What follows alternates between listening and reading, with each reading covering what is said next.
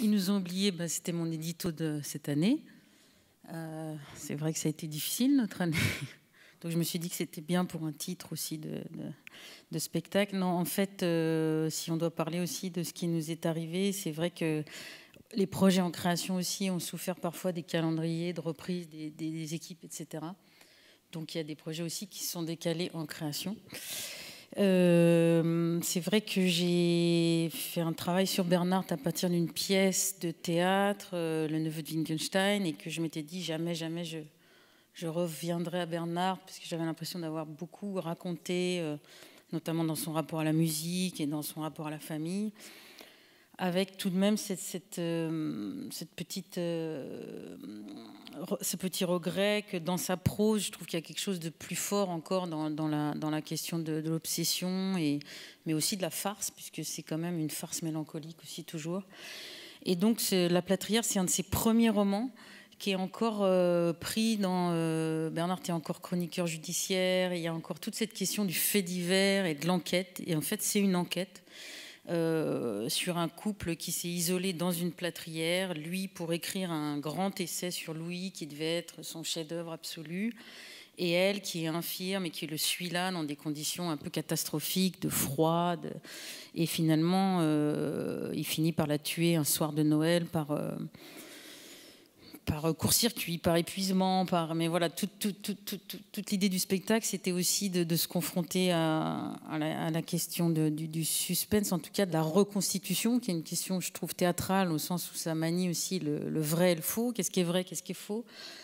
De se dire aussi, évidemment, ce qui m'a intéressé dans ce couple qui se tient par la haine et par aussi l'entraide, puisqu'ils ont toutes sortes de sévices qui s'appliquent l'un à l'autre dans cette solitude, puisque lui est persuadé qu'il va pouvoir écrire son traité sur Louis d'un seul trait, et qu'évidemment c'est sa femme qui l'en empêche à force de le déranger. Sur Louis, voilà, sur Louis. Oui. Donc c'est ce qui est une grande farce aussi, puisqu'on n'en sait pas tellement plus. Mais évidemment, moi, ça m'intéressait. Bernard parle beaucoup de cette question de la stérilité, en fait. C'est-à-dire, à force de vouloir toucher l'absolu et de vouloir donc écrire quelque chose qui serait parfait, il ne l'écrit jamais. Donc, chaque jour, il se dit demain, je peux le coucher sur le papier, enfin, et tout. Mais c'est pas dans cet endroit, c'est dans cet autre. Donc, il a acheté cette plâtrière parce qu'il pense que c'est là qu'il peut le faire, etc. Donc, c'est au-delà du fait de repousser aussi, c'est comment ce qui est pour le coup pas du tout théâtral, comment on parle du travail intellectuel en fait, et de comment on n'arrive pas. Et donc il est sans cesse dérangé, j'aurais pu l'appeler On frappe aussi, le spectacle, sans cesse dérangé par des gens qui viennent frapper pour réparer une prise, enfin on peut imaginer toutes sortes de choses, et donc par le son, il est dérangé par le son, lui qui veut écrire quelque chose sur le son. Donc voilà, c'était aussi un jeu scénographique, comment faire sonner un espace, donc une porte qui claque, une chips qu'on mange, un ronflement, enfin des choses très concrètes. Et comment tout ça devient excessif et paralysant. Il a aussi des espèces d'hallucinations auditives. Voilà. Est-ce que sa femme est réellement paralysée ou pas? Est-ce que c'est encore un chantage qui se font l'un à l'autre? Qu'est-ce qui est vrai, qu'est-ce qui est faux. Voilà, il y a des oiseaux aussi qui racontent aussi des faux oiseaux qui sont des appâts de chasse, des vrais qui racontent aussi leur isolement. En fait, quand il est arrivé dans cet endroit, c'est les premières phrases du livre, il a fait venir donc un piano pour calmer ses nerfs, pour juste jouer n'importe quoi, et beaucoup d'armes à feu pour se préserver en fait de l'étranger. Donc il y a aussi tout ce côté du premier Bernard qui travaille beaucoup sur la question de la ville et de la campagne, de l'Autriche avec ses beaux paysages qui seraient au contraire une espèce de prison terrible. Voilà, et la question du froid, de la neige. Donc c'est vrai qu'on a beaucoup travaillé aussi là-dessus, sur cet espace. En fait, c'est comment faire d'une petite scénette presque de vaudeville, en fait, l'imaginaire d'une grande plâtrière froide, avec des sous-sols qui seraient habités par des gens de passage, on ne sait pas trop. Voilà, et tout l'anxiogène de la forêt, de la forêt autour. et comment ils sont finalement sous cloche, donc il neige dans la plâtrière. Pour moi, c'est une petite boule à neige, en fait, cette plâtrière aussi. Voilà, et qu'est-ce qui reste finalement d'une vie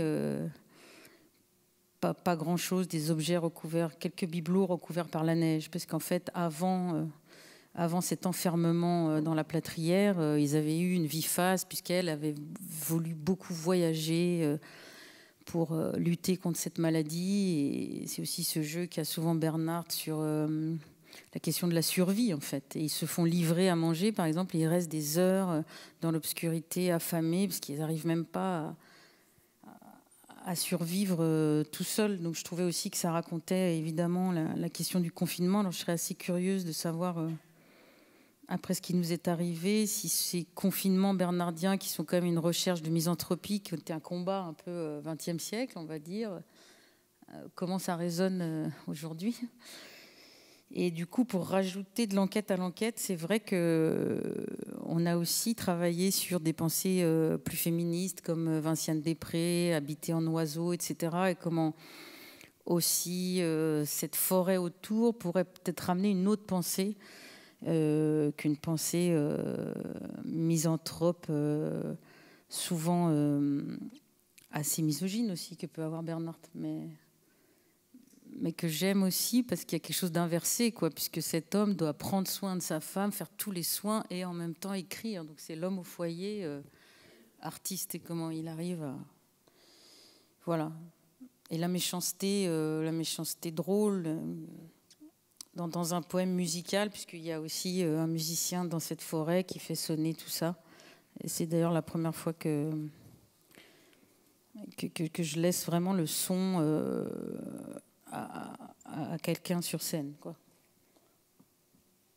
Voilà, espérons. Et je finis juste sur le dispositif. Il y a beaucoup de caméras en fait de surveillance qui sont pas traitées comme des caméras de surveillance, mais vraiment comme de l'image picturale, et qui donc racontent ces espaces d'isolement sonore dans lesquels vivent ces deux-là, quoi. Jusqu'à cette soirée de Noël où on ne sait pas si c'est lui, si c'est elle, en rechargeant sa carabine qu'elle tient derrière son fauteuil, si c'est cette infirmière qui passe, qui a mis un trop grand dosage. On a essayé de faire une enquête un peu à la Rashomon, où on ne saurait pas jusqu'au bout qui...